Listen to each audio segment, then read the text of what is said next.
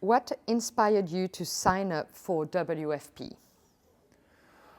Well, honestly I took it a little bit personally when I didn't have the pro card, and then I wanted to demonstrate and to prove that I'm worth to have a pro card, and that's basically my goal for this year, to prove them wrong. Pause.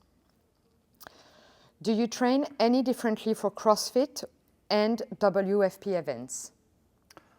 No, I wouldn't say so. I think, I have my program with Fraser all around, like depending on my weaknesses and my strength, and then as soon as they release the workouts, or we know some stuff they are going to release, we just practice them. But I would say it's the same program.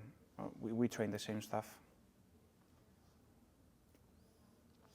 Who are you most looking forward to trying to beat?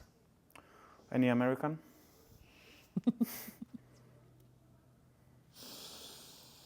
Do you have a season strategy as you head towards Copenhagen?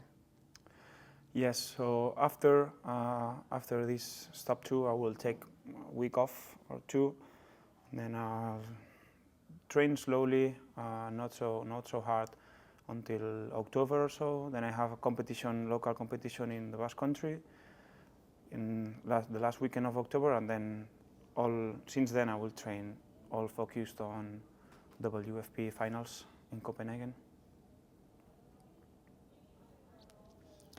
Give me 3 training tips for beginners that are starting functional fitness. Okay, 3. First of all, listen to your coach. Second, I would say focused on yourself, on your self-improvement, and then try to do it with a friend. As WFP grows, what format or change would you love to see added to future tour stop to improve athlete experience, be it workouts, community activities, or spectator engagement? I think it would be great for the non-signed athletes in the future to feel more into the part more of the group, I would say so. Like, if you make it to the pro, you are, at least for that event, you deserve to have the same experience as the pros.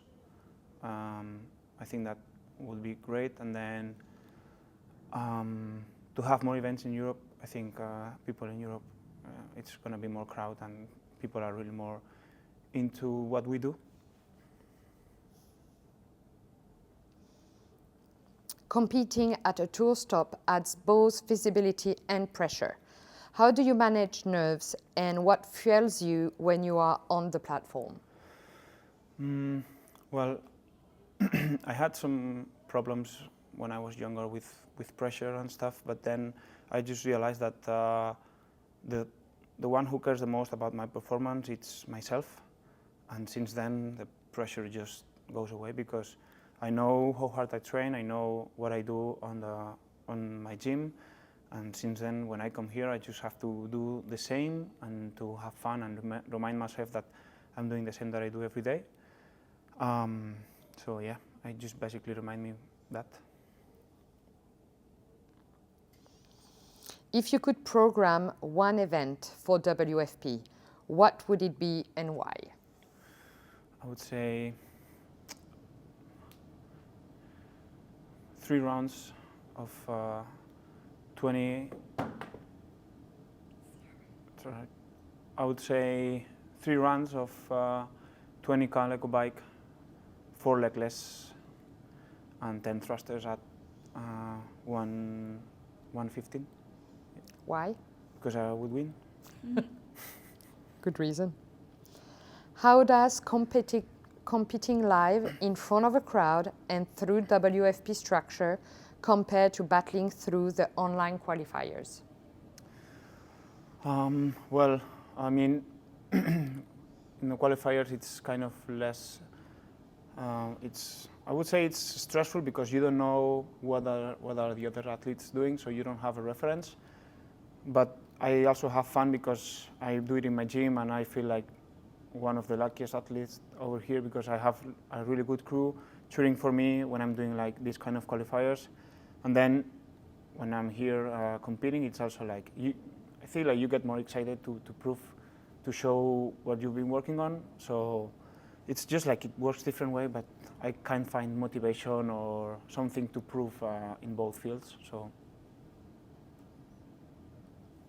And done. Woo, that was long.